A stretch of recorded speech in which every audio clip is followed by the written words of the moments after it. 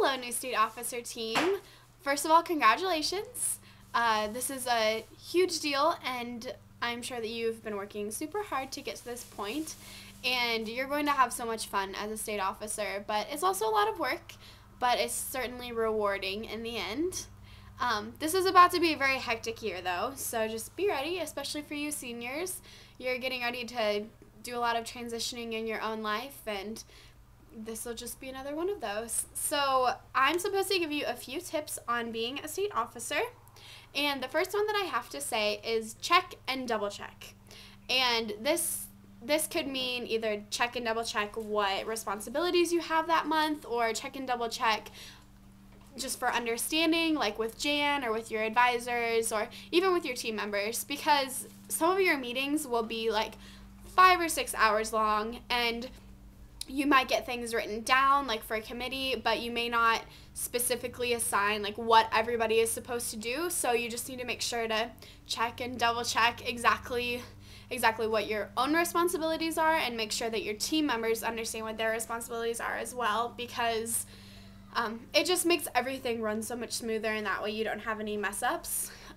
Also, check and double check your wardrobe. I had a little bit of a malfunction this year. It wasn't too bad. I just forgot one of my undershirts for our uniforms, and it wasn't a huge deal. I mean, I got a different tank top, but it makes it look a little different than everybody else, and as a state officer team, you need to make sure that you're the most professional that you possibly can be. I mean, you never want to forget like your hose or the right shoes or the right belt for the guys. Just make sure that you have everything under control before you leave home. Let me look at my notes here. Also, know your deadlines. And I am sitting here being a hypocrite telling you this now, because I am getting this video to poor Laura 2 days late. Anyway, everything happens, but make sure that you know your deadlines and that you try to get stuff done at least a day or two before your deadlines. That way, if you have any technical difficulties or anything like that, then you don't even have to worry about them, because you have 2 more days until it's due. And it's just important because it keeps everything running smoothly, and it keeps everybody on track with what they need to be doing. And also, you may get some pretty confusing emails from Jan. She tends to kind of just think, well, she thinks as she types, and if you don't understand, don't feel like an idiot. Like, she will be the first one to tell you, like, just ask me if you're not sure what's going on, because she can just be a little confusing sometimes. I guess that most of my tips have been about just everybody being on the same page, and that's another one. Make sure that you try to keep in touch with your state officers.